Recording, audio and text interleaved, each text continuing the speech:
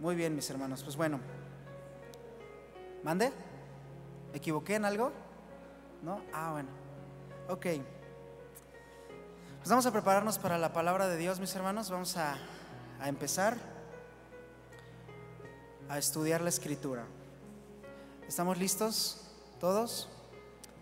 Vaya abriendo su Biblia en el libro del profeta Amós, capítulo 1, verso 11. Libro del profeta Amós, capítulo 1, verso 11. Vamos a comenzar con nuestra enseñanza. Continuamos con nuestra serie El odio. Es una serie que nos ha confrontado bastante, ¿verdad? En cuanto a aspectos de nuestro carácter, de nuestra conducta. Y vamos a continuar con esta serie.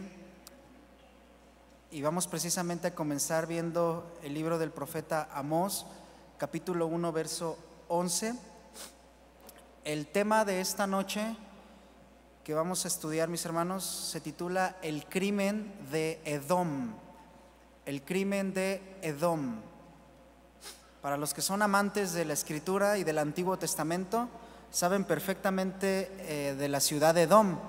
Es una nación que estuvo muy confrontada por el Señor, antagónica totalmente de la nación de Israel. Y vamos a ver qué nos dice la Escritura acerca de esta ciudad, mucho que aprender. El tema es el crimen de Edom. Estamos en Amós capítulo 1, verso 11. ¿Sí? ¿Sí? ¿Lo tenemos todos? Bien. Dice la Escritura: así ha dicho ¿quién? Jehová. Por 3 pecados de Edom y por el 4 no revocaré castigo, su castigo. Primero, porque persiguió a espada a su hermano. 2, y violó todo afecto natural. 3, y en su furor le ha robado siempre. Y 4, vamos a decirlo juntos: perpetuamente ha guardado el rencor, mis hermanos. Fíjense, la Escritura dice en 2 Timoteo 3:16 que toda la Biblia, toda la Escritura, dijo el apóstol Pablo, es inspirada por Dios y es útil para enseñar. El apóstol Pablo se refería al Antiguo Testamento, específicamente cuando escribió Pablo la carta a Timoteo, aún no teníamos el Nuevo Testamento, no se tenía el Nuevo Testamento. Y Pablo dice que toda la Escritura, todo el Antiguo Testamento, ¿cuántos libros tiene el Antiguo Testamento, mi hermano? ¿Cuántos libros? 39, ¿verdad? Le invitamos a que venga al instituto en la materia del Antiguo Testamento que estamos estudiando. El Antiguo Testamento consta de 39 libros. Dentro de esos 39 libros hay 16 libros proféticos. Amós es uno de ellos, considerado como el profeta menor, como profetas menores. No tiene nada más que ver con la cantidad de texto que escribieron. Los que se llaman profetas mayores es porque escribieron más. Isaías, Jeremías, Ezequiel y Daniel se consideran profetas mayores. Y todos los demás, los 12 restantes, se consideran como menores. El Antiguo Testamento, mis hermanos, nos habla mucho de los atributos de Dios. Nos habla bastante del celo que Dios tiene en su santidad y su preocupación por la integridad de los hombres, de usted y de mí. El propósito del Antiguo Testamento es que usted y yo aprendamos a temer a Dios. En el Antiguo Testamento vamos a ver aspectos tremendos de la persona de Dios, hermanos, muchos de los atributos de Dios. Uno de los atributos de Dios, ¿cuál es? ¿Qué atributo usted conoce de su Señor? ¿O qué característica? Él es omnisciente, omnipresente, omnipotente. Los atributos de Dios pueden ser entendidos o más fácilmente entendidos en 2 grandes divisiones. Los atributos de Dios de los que Él nos permite a usted y a mí participar. Por ejemplo, Dios es amor y Él quiere que usted y yo seamos amorosos. Dios es misericordioso y Él quiere que usted y yo seamos misericordiosos. Dios es íntegro y Él quiere que usted y yo como seamos íntegros. Pero Dios es omnisciente. ¿Usted y yo somos omniscientes? No. Dios es omnipotente. ¿Usted y yo somos omnipotentes? Tampoco.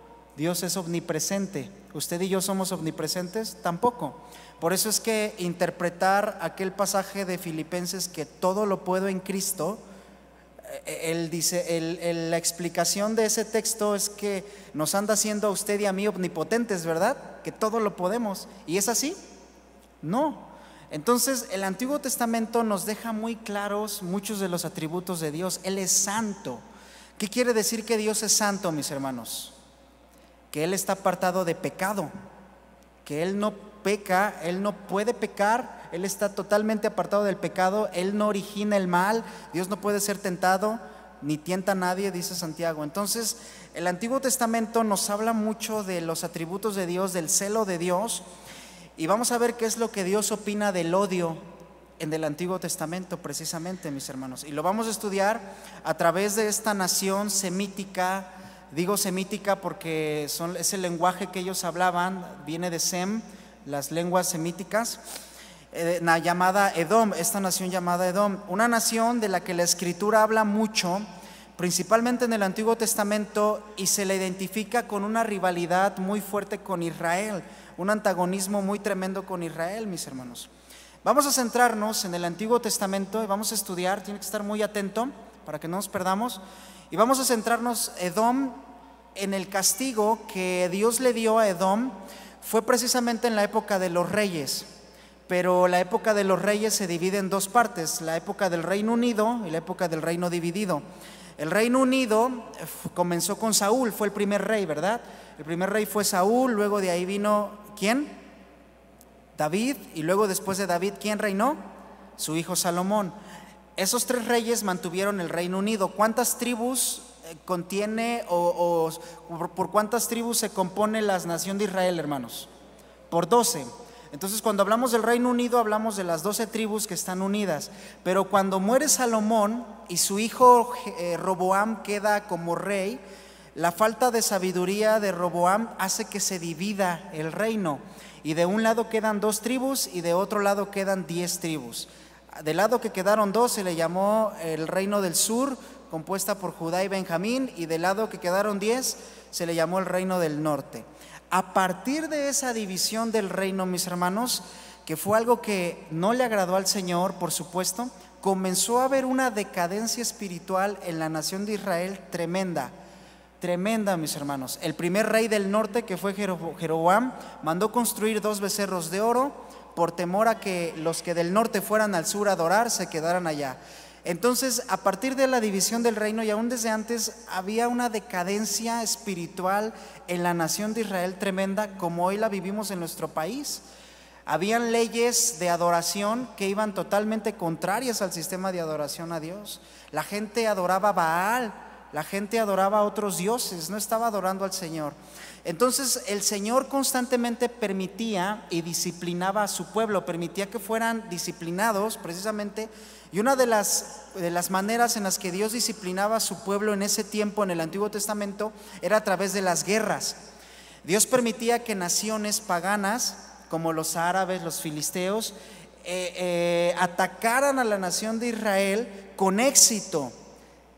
Y el que atacaran con éxito quería decir que era una disciplina de Dios, porque habían muchas guerras, pero en algunas otras David o Salomón o los reyes vencían y salían adelante. Era Dios mostrando su diestra y su favor. Pero cuando Dios permitía que una nación atacara a su pueblo amado, a su escogida, a la niña de sus ojos con éxito, era porque se encontraban bajo un juicio disciplinario del Señor, hermanos. ¿Qué pasó con Edom? En el tiempo en que Edom fue disciplinado por Dios, lo vamos a ver de esta manera, el rey del sur, del reino del sur, que se componía por ¿cuántas tribus? Por 2. El rey del sur era Joram, era hijo del rey Josafat, era un buen rey, pero se casó con una mujer tremenda, una mujer que se llamaba Atalía. Usted puede leer su escritura en Crónicas, puede leer, por ejemplo, aquí tengo las citas.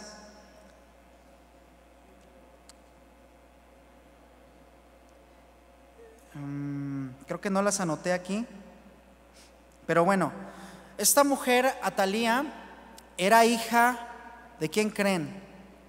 Era hija de Jezabel. Ustedes se acuerdan de esta mujer Jezabel, ¿no?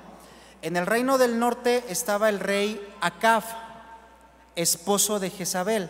Y en el reino del sur, en ese mismo tiempo, estaba Joram, que se casó con Atalía, la hija de Acab y de Jezabel. Entonces, imagínense la decadencia tremenda que había espiritual cuando Jezabel en el reino del norte, en las 10 tribus, promovió la construcción de un altar o de un templo a Baal. Lo mismo pasó en el sur. Entonces el Señor, como manera disciplinaria para hacer volver a sus hijos, promueve una guerra comandada por los filisteos y por los árabes para disciplinar a la nación de Israel.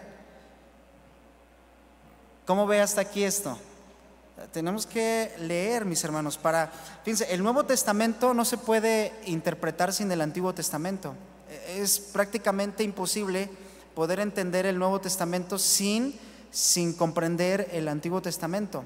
Por eso es importante leerlo. ¿Quién era Edom? Esta nación de la que habló el profeta y de la que vamos a estar estudiando. La palabra Edom viene del hebreo y se traduce como rojo, así como el color. Edom significa rojo. Los edomitas, hermanos, eran familia o familiares descendientes de Saúl. Y el nombre de Edom se le dio, usted sabe, a partir de aquel engaño, de aquella venta que Saúl hace con Jacob por la primogenitura, y que le vende la primogenitura por un potaje rojo o un plato de lentejas rojas. De ahí es que a los edomitas se les conoce como rojos, como edomitas en hebreo. Entonces eran familiares directos de Israel, ellos eran hermanos. E históricamente Edom, a partir de ese momento, siempre ha tenido pleito, rivalidad con Israel, mis hermanos. Vamos a volver a Amós, capítulo 1, verso 11, y vamos a ver qué es lo que la Escritura nos dice de esta nación, y vamos a ir aprendiendo de ello, mis hermanos. ¿Estamos todos en Amós, capítulo 1, verso 11? Así ha dicho Jehová: por 3 pecados de Edom, y por el cuarto no revocaré su castigo. Vamos a ver más adelante qué consistió ese castigo. 1, porque persiguió a espada a su hermano. 2, violó todo afecto natural. Ahí es donde habla de la familiaridad que había, el afecto natural. 3, y en su furor le ha robado siempre. Y 4, perpetuamente ha guardado ¿qué? El rencor. Los primeros 3 pecados de Edom, aquí se mencionan, tuvieron su origen en el cuarto. ¿Cuál es el cuarto pecado de Edom? Ha guardado rencor, haber guardado rencor, mis hermanos. Lo primero que tenemos que tener bien en cuenta, que tener bien definido usted y yo, es que el odio, el rencor o cualquier sentimiento que se le parezca es un pecado delante de Dios. ¿Qué es el odio, hermanos? Es un pecado. Lo hemos dicho y lo hemos aprendido acá, ¿verdad? Entonces tenemos que entenderlo de esa manera, es un pecado. Hemos visto cómo el odio, el rencor, la amargura comienzan con un enojo o con una molestia no llevada a los pies del Señor, es decir, una ofensa no perdonada. Por ello es que el odio es un pecado, hermanos. En el Antiguo Testamento se nos da mucho a conocer acerca de la santidad de Dios. El decir que Dios es santo, hermanos, es decir que Dios está apartado del pecado. Él no puede ver el pecado, Él aborrece el pecado. Esa es la causa por la que incluso el Señor a su Hijo mismo santo, nuestro Señor Jesucristo, en algún momento le dio la espalda, porque el Señor Jesucristo cargó nuestros pecados y Dios es santo.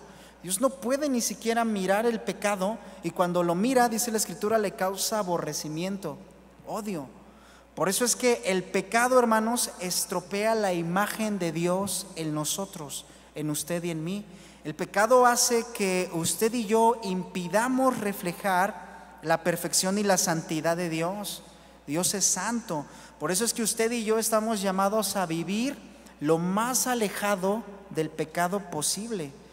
Si usted y yo comenzamos a transitar en la senda del pecado, hermanos, el pecado siempre nos llevará a lugares más lejos de lo que podamos imaginar. Usted vaya a una cárcel, a un reclusorio, y hable con algunos de los reclusos y le van a decir: yo nunca me imaginé que por mi mal carácter pudiera llegar a matar a una persona. Yo nunca me imaginé que golpeando a mi esposa la pudiera llegar a matar. Nunca me imaginé esto. Ese es el pecado. Si nosotros no tenemos esta conciencia y transitamos por el pecado, nos va a llevar a lugares que nunca nos imaginamos. Nunca me imaginé, dicen algunos, que el adulterio que cometí destruyera a mi familia de tal forma. Ya después que reaccionan, ¿verdad?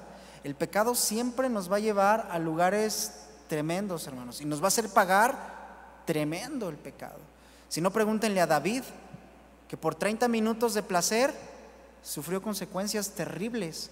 Se le murió el bebé que engendró con Betsabé,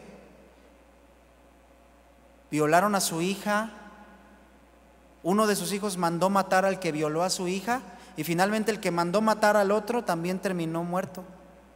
2 hijos muertos, una hija violada y la pérdida de un bebé. Dígame usted si eso no es una consecuencia grave de un pecado, de adulterio, por ejemplo, en el caso de David. Por eso es que la Escritura nos hace temer a Dios, hermanos, tremendamente. Si comenzamos a andar por la senda del pecado, nos traerá consecuencias inimaginables. Por eso dice el sabio en Proverbios 28:13, que el que encubre su pecado no prosperará, mas el que los confiesa y se aparta, ¿qué? Alcanzará misericordia.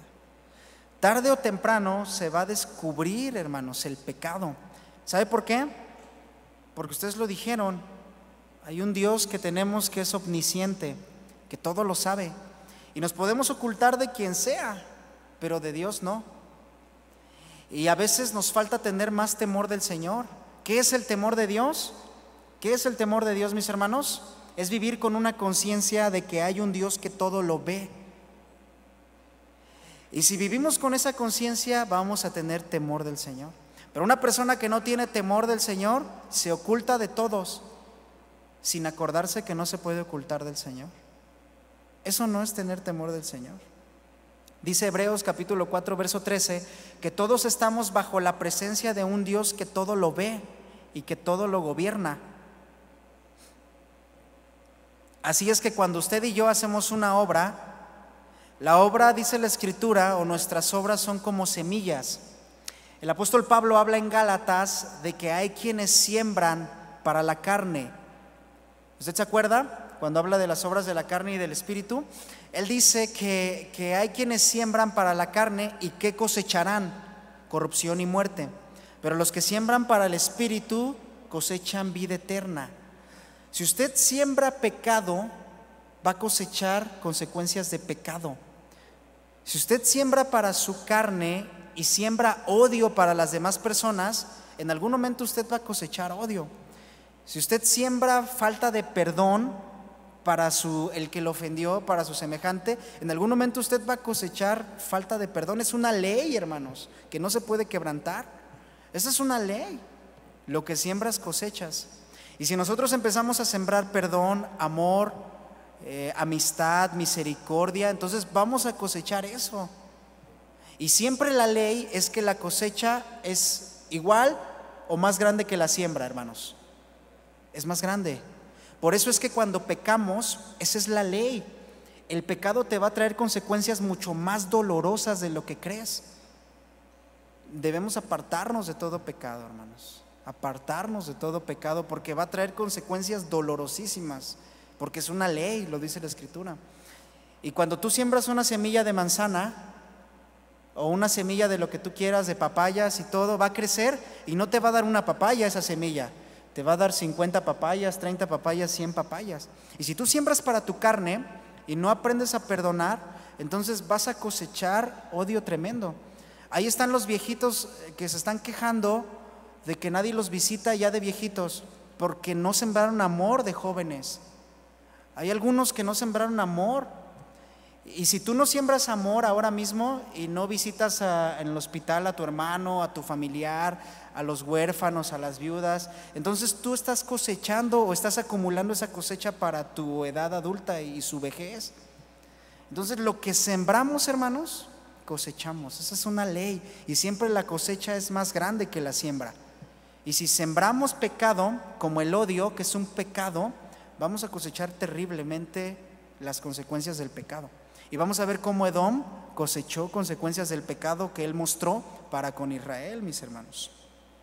Antes de eso les pregunto algo. ¿Habrá algo que Dios no pueda hacer? ¿Qué piensan ustedes? Piensen bien. ¿Habrá algo que Dios no pueda hacer? ¿Qué será aquello que Dios no puede hacer? Dios no puede pecar. Dios no puede mentir. Él es santo, hermanos. Vamos a volver a Edom. Dios consideró un pecado terrible el odio y el rencor que Edom tenía por su hermano Israel.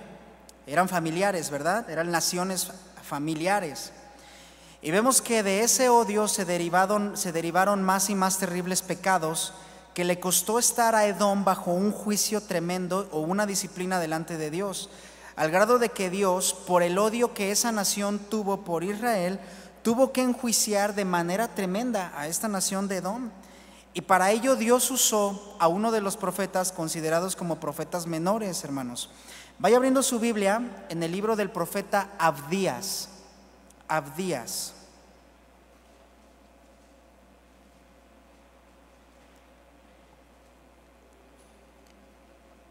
En lo que usted lo encuentra, ahí lo puede ubicar más fácilmente entre Génesis y Apocalipsis. El libro del profeta Abdías. ¿Cuántas veces ha leído usted el libro del profeta Abdías? Es el libro profético más corto.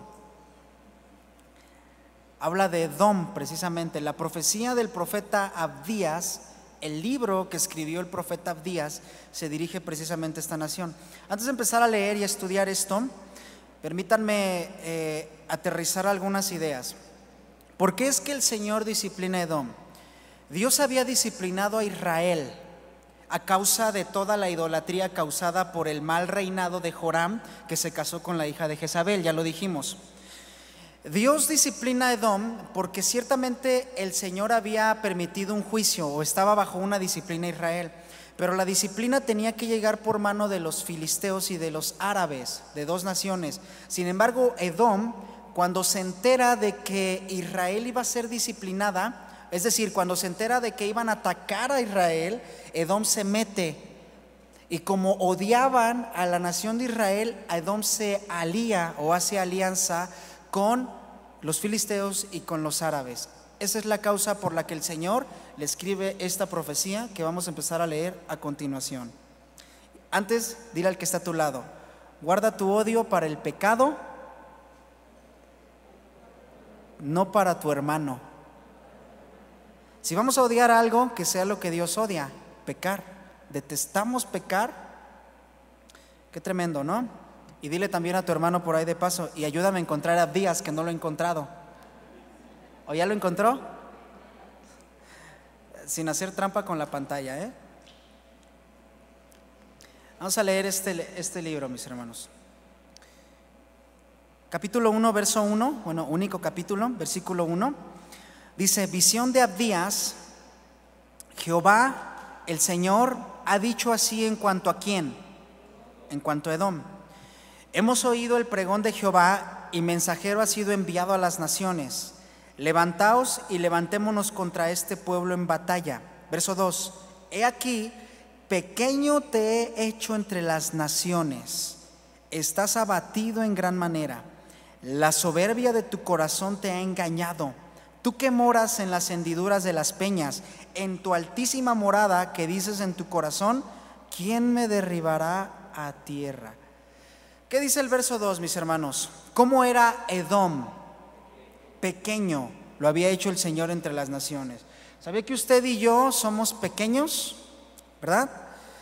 Cuando el Señor le está diciendo a Edom: recuerda que eres pequeño, se refiere a que era una nación, un pueblo pequeño en cuanto a su población y su territorio.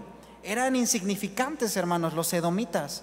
Eran un pueblo pequeñito ahí existente, más o menos cerca del Mar Muerto, al sur de Judá, etcétera. Usted puede ver ahí los mapas, pero era muy pequeñito.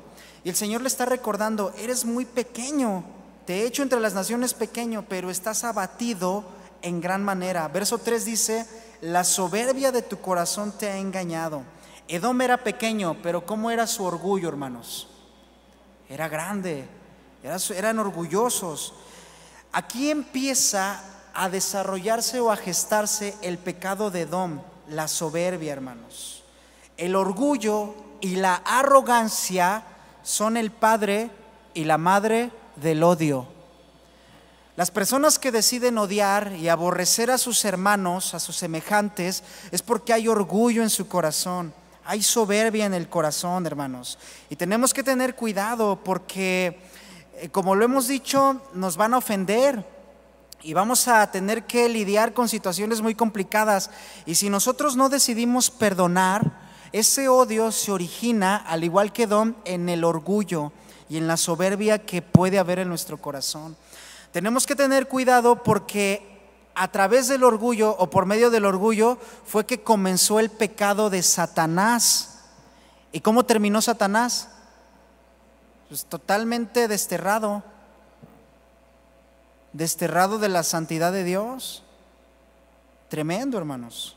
Si decidimos odiar y no perdonar, es porque somos orgullosos, porque no hay humildad en nuestro corazón. ¿En qué consiste la humildad?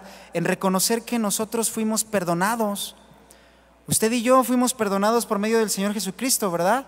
El no reconocerlo es tener una gota de orgullo en nuestro corazón, y cuando nos ofenden, por tanto, no vamos a reconocer que fuimos perdonados y vamos a decidir odiar. Nosotros vamos a ser afectados, hermanos, o vamos a ser ofendidos de muchas maneras. Y debemos de aprender a guardar nuestro corazón. Debemos de aprender a llevar la causa al Señor. Debemos de aprender a recibir el consejo de la palabra de Dios, de personas sabias que Dios levante a nuestro lado, y llevar la causa al Señor. Y no debemos decidir odiar. De otra forma, frases como: ahora va la mía, la venganza es dulce, ahora que se aguante, denotan un orgullo y una arrogancia como la que hubo en Edom, que generó el odio para con sus hermanos de Israel, hermanos. De acuerdo a lo que hemos dicho, Edom, al enterarse del ataque que iba a haber sobre Israel, tuvo dos opciones, ¿no? La primera, ¿cuál era? Ayudarlos, ¿está de acuerdo? El ir con Israel y el decirle: ¿sabes qué? Hay un ataque inminente contra ti, los filisteos y los árabes se están preparando en armas, tú no lo sabes, pero nosotros ya nos enteramos y te quiero ayudar, te quiero poner al tanto y vamos a orar y todo. O tenía otra opción Edom: aliarse con los enemigos y atacar juntamente a Israel. ¿Qué fue lo que hicieron ellos? Atacaron, hermanos. Este versículo nos regala una hermosa verdad. Cuando te ofenden a ti, el Señor te va a presentar la oportunidad de hacer un bien a tu ofensor. Y tú tienes que tomar una decisión. Usted tiene que tomar una decisión: hacer bien a su ofensor o hacer mal. Esperemos que cuando se presente esa oportunidad nos inclinemos hacia el bien, mis hermanos. Qué tremendo, ¿no? Sigamos leyendo verso 4, ahí en el libro del profeta Abdías. Si te remontares como el águila, Edom, y aunque entre las estrellas pusieres tu nido, ¿qué dice el Señor? De ahí te derribaré. ¿Quién firma? Jehová. ¿Qué le pasa a los orgullosos que no deciden perdonar? El Señor los derriba. El águila, de la que se describe en el versículo 4, generalmente en la Escritura es presentada como un modelo a imitar, como un modelo a seguir para nosotros, con muchas características impresionantes, ¿no? El profeta habla del águila, que si esperamos en el Señor, Él nos dará nuevas fuerzas, etcétera, ¿no? En este versículo en particular, el águila representa el orgullo y la arrogancia de una persona. En este versículo, ¿alguien conoce un poquito las características del águila? Bueno, entre ellas, de las que más destacan es su aguda visión. El águila puede detectar su presa o lo que él va a comer, lo que el águila va a cazar, a 3 kilómetros de distancia, hermanos. Imagínense 3 kilómetros de distancia, ¿verdad? Tremendo. Pero las águilas, generalmente por su orgullo, cometen un error. Si ustedes ven algún documental de National Geographic o todo de Animal Planet que hablan de las águilas, a mí me impresionó ver un video estaba viendo de un águila, cómo el águila a 3 kilómetros de distancia ve su presa, ¿no? Entonces a ellas una de las presas que les gusta cazar más son los pescados. Y las águilas pueden lograr ver incluso a través del agua cierta distancia, cierta profundidad. Entonces cuando el águila detecta, por ejemplo, un salmón, entonces el águila se lanza con todo en picada hacia abajo y trata de irse por el salmón o por el pescado. Y las águilas, sus garras las tienen así en círculo, ¿no? No las tienen rectas, sino en círculo. Entonces el águila se lanza por su presa y entierra sus garras, se mete al agua, a cierta profundidad del agua, entierra sus garras, pero por su orgullo no se dio cuenta o no calculó el peso de aquel pescado. Entonces llega un momento en que el águila caza el pescado y el pez es tan grande, tan fuerte, que empieza a arrastrar al águila, y el águila quiere zafarse, pero ya no puede porque las garras ya están enredadas en la carne y en los huesos del pescado. Entonces, ¿qué le pasa al águila? Se hunde y se muere y termina siendo la presa. Ese es el orgullo del águila de la que le habla el Señor a Edom. Edom era una nación orgullosa que se confiaba en sus garras. Las garras de Edom eran su fortaleza geográfica, hermanos. Edom estaba construida sobre un monte cuya única salida y única entrada era un pequeño pasillo que tenían que subir a fuerzas, hermanos, y estaban encima. Entonces ellos basaban su fortaleza, su orgullo en su geografía, y cualquier nación que quisiera atacarlas, pues ellos a fuerzas los veían y no había oportunidad de ganarles a Edom. Y el Señor les dice en el verso 4: si te remontares como el águila, y aunque entre las estrellas pusieres tu nido, de ahí te derribaré, dice Jehová, hermanos. El odio es causado por el orgullo, por la arrogancia, hermanos. No debemos tener arrogancia en nuestro corazón, debemos ser humildes, hermanos. Vamos a saltar al verso 8. Vamos a ir viendo cómo algo de lo que habla el Señor del castigo de esta nación. Versículo 8: no haré que perezcan en aquel día, dice Jehová, los sabios de Edom y la prudencia del monte de Saúl. Aquí está otra de las causas del orgullo de Edom, que ellos se jactaban no solo en sus grandes fortalezas, sino en su fama de tener grandes sabios, ancianos y consejeros. Otro engaño del orgullo que te va a llevar a odiar a tu prójimo, mi hermano, es creer que siempre tenemos la razón o somos sabios en nuestra propia opinión, como lo dice la Escritura. La Biblia es amplia en que tengamos una humildad de mente. Generalmente el Nuevo Testamento, cuando habla de la humildad, estudiar la palabra humildad, si ustedes la estudian con profundidad, siempre se refiere a una humildad en nuestra forma de pensar. En la mente se concentra el orgullo, hermanos, en nuestra forma de pensar. La arrogancia se centra en nuestros pensamientos.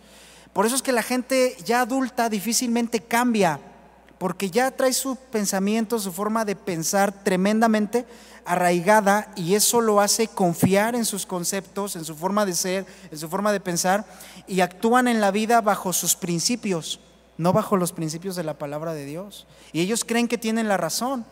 Claro, pues no toman en cuenta la Escritura y tratan de arreglar las cosas a la manera de su forma de pensar, no a la manera bíblica. Y Edom basaba su orgullo en que tenían fama de ser sabios. Y no debemos pensar que siempre tenemos la razón. Debemos ser humildes y reconocer, hermanos, que siempre hay alguien que nos supera en conocimiento, en gracia, y ese que nos supera pues es el Señor, y Él nos dio la vida eterna y Él nos perdonó.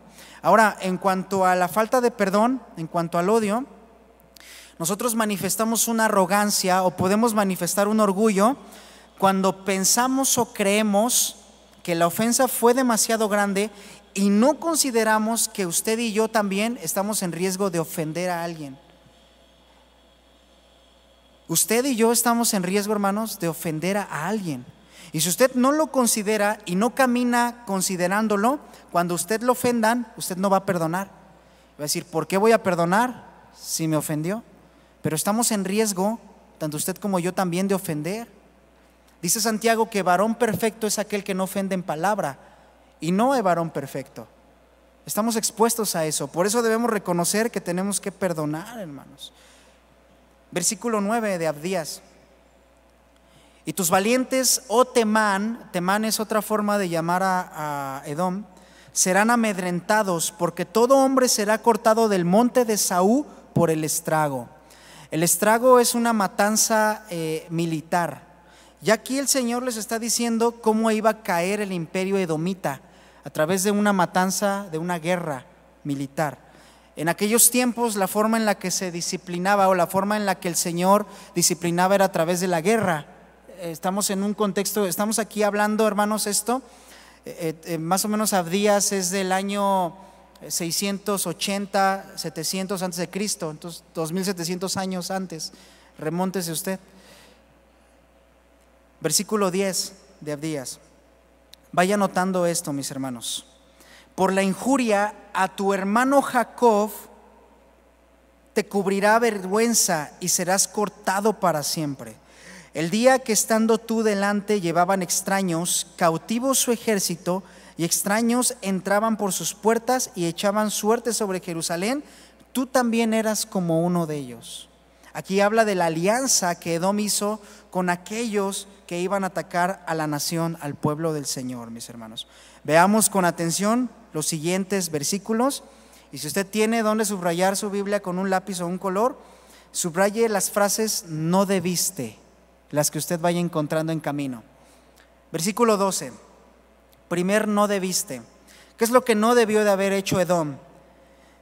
No debiste tú haber estado mirando en el día de tu hermano, en el día de su infortunio. No debiste tú haber estado mirando en el día de tu hermano, en el día de su infortunio. Aquí la palabra mirar se traduce en el original como una satisfacción arrogante por el mal que le pasó al hermano. ¿A ustedes les han hecho algún mal, hermanos? ¿Les han ofendido de alguna manera? ¿Cuántos saben que Dios es justo y que Dios todo lo ve? Dios no está ciego, ¿verdad? Como los dioses hechos de barro o de metal. Dios va a dar la paga a quien te ofendió, pero hay de ti si te burlas o encuentras satisfacción cuando Dios dé la paga al que te ofendió. Reprobado delante de Dios esa actitud. Siguiente, no debiste. No debiste haberte alegrado de los hijos de Judá en el día en que se perdieron. Aquí habla de la disciplina, del juicio de parte de Dios. Aquí la alegría es una perversa alegría por el mal que le estaba aconteciendo. Tercer, no debiste. No debiste haberte jactado en el día de la angustia. La palabra jactarse significa agrandar tu boca. ¿Cuándo es que el hombre agranda la boca, hermanos? ¿Cuándo es que se abre la boca lo más grande posible? ¿Con qué acción? Con la risa. Cuando alguien se ríe a carcajadas, la boca es cuando se expande lo más grande posible, ¿verdad? Eso significa jactarse, burlarse, reírse. Hay de nosotros, hermanos, que nos burlemos o nos riamos o nos alegremos por algún mal de nuestro semejante, reprobado delante de Dios. Y vamos a ver más adelante la disciplina que le tocó a Edom, hermanos. Qué tremendo. Así sea el que te ofendió, tú no tienes que sentir alegría en tu corazón por el mal que le sucede a otro. Así sea el que te hizo la vida de cuadritos en el trabajo, tú te vas a alegrar porque vas a ver la justicia de Dios, pero no por el mal. Es más, estamos llamados a que cuando nuestro hermano tenga un mal, ayudarle a nuestro prójimo. Así me haya hecho un mal, hermano, tremendo, así te haya hecho un mal tremendo. Así te haya quedado a deber 10,000 pesos, 1,000 pesos, si tú sabes que no tiene ni para comer, puedes ir a regalarle una despensa o ayudarlo y olvidar la deuda. Versículo 13 de Abdías. Cuarto, no debiste. No debiste haber entrado por la puerta de mi pueblo en el día de su quebrantamiento. Edom entró por la puerta. El entrar por la puerta le dio acceso sin que ellos supieran a la disciplina de parte de Dios. Entrar por esa puerta, hermanos, entrar por la puerta del odio, de la amargura, de la falta de perdón, nos está accesando automáticamente a una situación en donde podemos ser disciplinados por Dios. Quinto, no debiste. Y lo recalca con doble no, doble negación, ¿verdad? No debiste haber mirado su mal en el día de su quebranto, ni haber echado mano a sus bienes en el día de su calamidad. Fíjense, aquí la palabra mirar significa mirar fijamente como alguien que contempla un espectáculo. Ustedes han visto cuando sucede en la calle que alguien se desmaya o algún choque o alguna situación, cómo hay mucha gente alrededor que solamente está contemplando, ¿no? Y uno pasa y dice, bueno, si no vas a ayudar, ¿qué estás haciendo ahí? Mejor retírate. Es algo así. Alguien que está mirando como quien contempla un espectáculo. El énfasis aquí es que ellos contemplaban con alegría el infortunio de Israel cuando estaban siendo atacados. Y si no vas a ayudar, no tienes que mirar. Santiago dice que si a un hermano o a una hermana que se te acerca tiene necesidad o está desnudo, tiene necesidad de mantenimiento, y alguno de vosotros le dice, id en paz, calentaos y saciaos, y no le das las cosas necesarias para que se caliente o se sacie, ¿de qué aprovecha? Es decir, si un hermano viene contigo y te expresa su necesidad, te expresa su aflicción, y tú tienes a lo mejor para ayudarlo, para invitarle una quesadillita del talento, y nada más le dices, pues voy a estar orando por ti, y le das 2 palmaditas, ¿de qué aprovecha? La conducta uno con otro. Edom, no obstante, no solamente no ayudó a Israel, sino que se burló de ellos, hermanos. Sexto, no debiste. Verso 14 de Abdías. Tampoco debiste haberte parado en las encrucijadas para matar a los que de ellos escapasen. Cuando vino la guerra, hermanos, era evidente que varios pues lograron escapar y se encontraban en ese momento en una situación vulnerable. La pregunta es, ¿qué haces tú con el que te ofendió cuando sabes que se encuentra en una situación vulnerable? ¿Lo ayudas o lo terminas de rematar? ¿Te gozas? ¿No lo perdonas? Constantemente el Señor nos presenta esas oportunidades de enterarnos de alguna aflicción, de algún familiar. Ayuden, hermanos, cuanto más puedan. De otra manera es que hay orgullo, algo de arrogancia en su corazón. Y el orgullo es el padre del odio, la arrogancia la madre del odio. Séptimo, no debiste. Ni debiste haber entregado a los que quedaban en el día de la angustia. Haberlo entregado. Qué tremendo esto, mis hermanos. Solamente anoten Proverbios capítulo 6, verso 16 al 19. 6 cosas aborrece Jehová, y aún 7 abomina su alma: los ojos altivos, la lengua mentirosa, las manos derramadoras de sangre inocente, el corazón que maquina pensamientos inicuos, los pies presurosos para correr al mal, el testigo falso que habla mentiras, y el que siembra discordia entre hermanos. 7 no debiste de Edom. 7 cosas que aborrece el Señor, mis hermanos. El Señor aborrece, realmente detesta ese tipo de conducta. No debemos nosotros ni siquiera acercarnos a lo que Dios aborrece. Veamos Abdías, versículo 15. Edom, cercano está el día ¿de quién? De Jehová. ¿Sobre quién? Sobre todas las naciones. Y como tú hiciste, se hará contigo. Tu recompensa volverá sobre tu cabeza. Cuando la Biblia habla del día de Jehová, hermanos, se está refiriendo al juicio del Señor. En toda la Escritura, cuando habla de el día de Jehová, el día de Jehová, el día de Jehová, se refiere al juicio de parte de Dios. El Señor le está diciendo a Edom: cercano está el día del juicio sobre todas las naciones, y tú vas a recibir como tú hiciste tu recompensa. Ahora, aquí la palabra recompensa del verso 15 significa tu merecido. Y de hecho así será, hermanos, con cada uno de nosotros en el día final, en el día del Señor. El Señor nos va a dar nuestro merecido. La pregunta es: ¿cuál es tu merecido? ¿Cuál es tu galardón? ¿Cuál es tu recompensa? ¿Cuál es tu paga? La Biblia habla, mis hermanos, en Apocalipsis 20:12 y 22:12, de que Dios es galardonador. Dios es el que galardona. De hecho, la Escritura habla en estos versículos de un libro de las obras. Lo ha oído, ¿verdad? Hay un libro de las obras en donde se entiende que Dios registra las obras.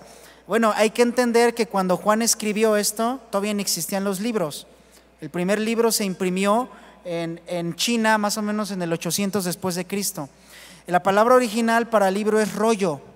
Entonces, los rollos en los tiempos del Señor Jesús se usaban en los juicios que había. Los jueces que dictaban la ley o la sentencia o que hacían justicia registraban en rollos, regularmente de piel de animales, los nombres y las sentencias de aquellos a quienes iban a ser juzgados. Entonces, cuando Juan dice y habla del libro de las obras, del libro de la vida, hay otro libro que habla de la escritura de las memorias, está hablando de que Dios tiene un libro de las obras, un libro de la vida, haciendo alusión a esa acción de los jueces, que tenían que registrar en los rollos todo lo que pasaba para que a los jueces no se les olvidara y hubiese un antecedente de la persona que era juzgada. Ahora yo les hago una pregunta: ¿a Dios se le olvidará algo? No, Dios es omnisciente. ¿Quiere decir que Dios tiene que registrar su nombre y mi nombre en el libro de la vida porque se le puede olvidar que fuimos hechos salvos? No, está haciendo una alusión Juan en el Apocalipsis de que a Dios, hermanos, no se le olvida nada. Cuando dice la Biblia y habla la Biblia del libro de las obras, habla de que lo que tú haces y lo que yo hago a diario, nuestros pensamientos, nuestras acciones, Dios no las olvida. Él todo lo sabe. Pero también nos podemos gozar en que Dios no olvida que tú y yo fuimos salvos por el sacrificio de nuestro Señor Jesucristo. Pero eso nos trae temor, hermanos, porque es un juez que no requiere anotar nada en un libro. Él no olvida nada, hermanos. Y tus obras y mis obras están registradas en la memoria de nuestro Padre eterno, para que el día en el que Él venga a juzgar te entregue a ti y a mí conforme hicimos en esta tierra mientras estábamos en este cuerpo. Así que cuando se te presente una oportunidad de perdonar, mejor perdona, porque acuérdate de la parábola de aquel siervo injusto que el Señor Jesús le contó a Pedro. No, acuérdate, Pedro, que hubo un siervo que le debía 10,000 talentos al rey y el rey lo perdonó. Y a ese que le perdonaron 10,000 talentos le debían 100 denarios, 100 pesos, y no quiso perdonar. Entonces el rey lo mandó llamar y le dijo: serás encarcelado hasta que pagues. Era una deuda eterna, no podía pagar. Y si usted y yo no aprendemos a perdonar, y si decidimos odiar, estamos expuestos a pagar nuestra condena, porque entonces no estamos siguiendo el ejemplo de nuestro Señor Jesucristo, mis hermanos. Vayamos al verso 16 de Abdías. Veamos algunos aspectos sobre la disciplina que vino sobre Edom por el odio y el rencor que ellos mostraron para con Israel. Verso 16 de este profeta Abdías. ¿Estamos ahí? De la manera, Edom, en que ustedes bebieron en mi santo monte, así beberán continuamente todas las naciones. Beberán y engullirán y serán como si no hubieran sido. Ahora, ponga especial atención en la lectura y dice: de la manera en que vosotros bebisteis en mi santo monte.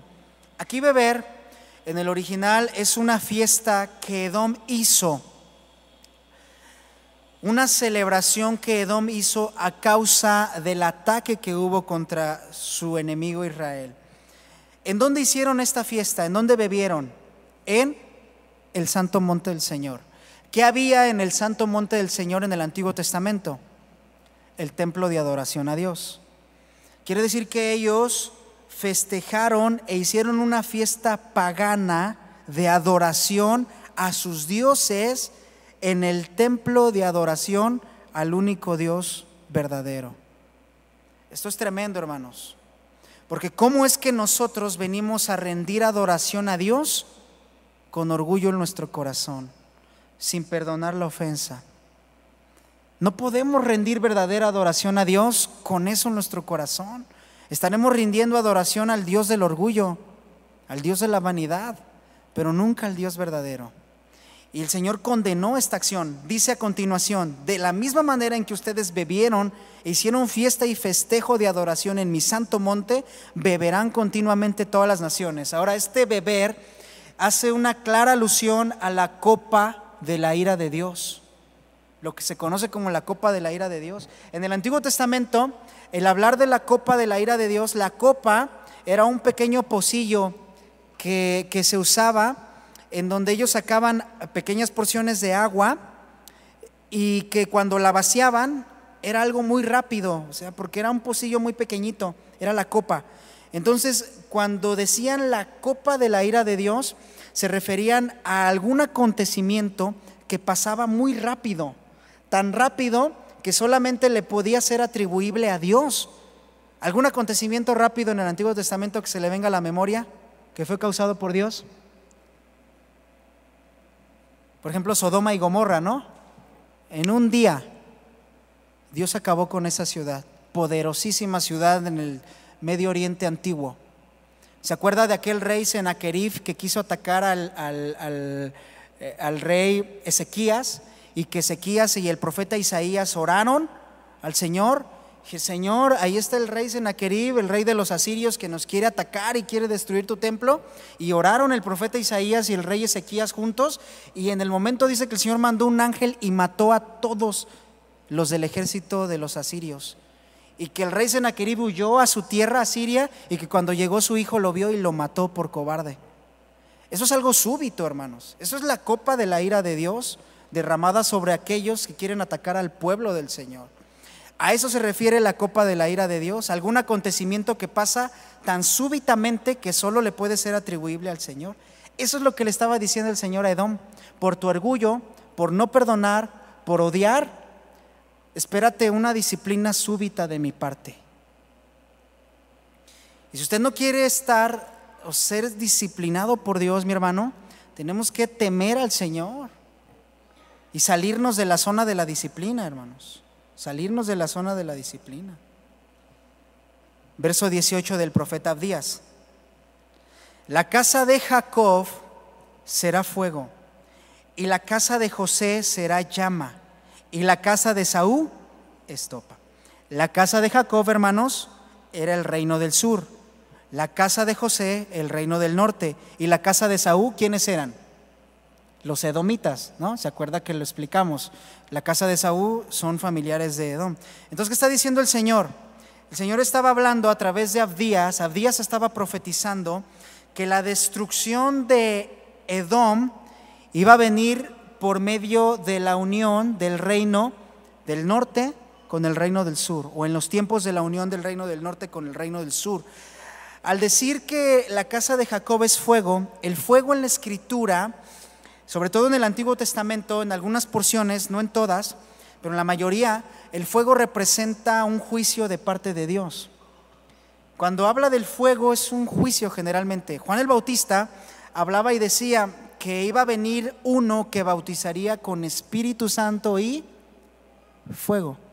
Y muchos andan por ahí: fuego, fuego, ¿verdad? Fuego y el fuego y todo.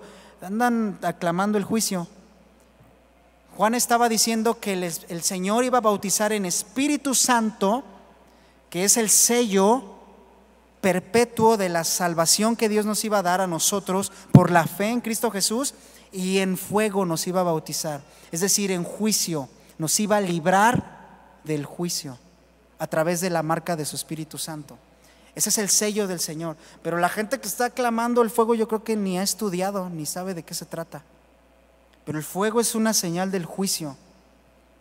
Y el Señor le está diciendo: tú estarás bajo juicio, Edom, por no querer perdonar a tu hermano y por permanecer ese odio de años ya, Porque hasta aquí, ¿cuántos años habían pasado ya desde que pasó lo de Jacob y Esaú? Es un montón, ¿no? Más de 500 años. Y seguían odiándose entre ellos. Y no dudo que haya aquí, o hay personas, de hecho, que ha pasado 10 años de que los han ofendido a algún familiar, 15 años y sigue divorciada la familia. ¿Qué es eso, hermanos? Edomitas. Esos pertenecen a la tribu de Esaú. Una actitud como la de Edom, un odio como el de Edom, es merecedor de un juicio disciplinario de parte de Dios, hermanos. Y si no se corrige esa actitud, y si no perdonamos, y si no decidimos cambiar nuestro carácter en cuanto a eso, estamos en la postura de ser disciplinados por el Señor, hermanos. Verso 19 de Abdías. Edom, los del Negev poseerán el monte de Esaú. El monte de Esaú es donde habitaban los de Edom, su tierra. Y los de Cefela a los filisteos, y los de la Cefela a los filisteos. Poseerán también los campos de Efraín y los campos de Samaria y Benjamín a Galad. Aquí está hablando de cómo el Señor, parte de la disciplina de Edom era que el Señor iba a ceder sus tierras, siendo el soberano de toda la tierra, a sus enemigos de Edom. Esto implica, hermanos, una disciplina en su territorio, en sus posesiones. Aquella nación que era rica, próspera y fuerte, ahora se iban a convertir en una nación esclava, pobre, sin posesiones. Pregunta: ¿has estado en escasez? ¿Has tenido problemas económicos? Cerciórate de que no sea por una disciplina de parte de Dios. No digo que sea la única causa, Dios prueba, pero escudriñemos antes de reclamarle al Señor, porque el Señor disciplina quitándonos todo también para darnos cuenta y volver a Él y arrepentirnos de nuestros pecados. Así que si estás haciendo, o la gente que está haciendo por ahí fraudes, es mejor que se aleje de todo eso, porque el Señor puede dejarte pobre y en la calle por una disciplina. Por eso es que el Antiguo Testamento, con todos estos principios, hermanos, nos enseña a temer más al Señor. Esta disciplina implicaba una pobreza territorial de Edom. Por eso es que no debemos ni burlarnos ni alegrarnos del mal de nuestros enemigos, porque Dios puede permitir que ahora de quien te burlaste se burle de ti. Y Dios puede soberanamente, para darnos una lección, enriquecer al otro y bendecir al otro, para que tu orgullo se vaya hasta los suelos, nuestro orgullo se vaya hasta los suelos. Entonces seamos sobrios, hermanos, con el carácter de Cristo, perdonando, amando, orando unos por otros, bendiciendo. Verso 21, vean qué más iba a constar la disciplina de Edom por su orgullo, por su odio que tuvieron contra Israel. Y subirán salvadores al monte de Sión para juzgar al monte de Esaú, y el reino será de Jehová. Aquí la palabra salvadores está haciendo una clara alusión, mis hermanos, a esto. En este tiempo que se estaban en la época de los reyes. ¿Qué época hubo antes de los reyes? Antes de los reyes, ¿qué habían? Cuando muere Josué, los jueces. Cuando muere Josué, comienza la época de los jueces. Ahí viene Jefté, Sansón, la profeta Débora, ahí vienen Gedeón, todos los jueces que habla en el libro de los jueces. El último juez que hubo sobre la nación de Israel, ¿quién fue? El profeta Samuel. Cuando el pueblo empieza a ver que los demás pueblos tenían reyes, el pueblo empieza a demandar un rey, y Samuel se entristece, y Dios le dice al profeta Samuel: no te entristezcas, no te han rechazado a ti como juez, me están rechazando a mí. Les voy a dar un rey para que comiencen a ver cómo es la cosa. Y les da Saúl, hermanos. Después viene David, después etcétera, los reyes, 20 reyes del sur, 20 reyes del norte. La peor época en la historia de Israel. Ahí fueron cautivos, llevados a Babilonia, etcétera. Durante la época de los jueces se le conocía como la época de los salvadores. Esa época se le conocía así. Por eso en el verso 21 dice: y subirán salvadores al monte de Sión. En la época de los jueces, ¿qué sistema religioso predominaba sobre la nación de Israel? La teocracia. Dios era el que gobernaba, Dios era el que regía. Dios levantaba a un juez y así como lo levantaba lo podía aplacar. Dios era el que gobernaba sobre el pueblo. Por eso es que Dios le dice a Samuel: no te han rechazado a ti, me han rechazado a mí.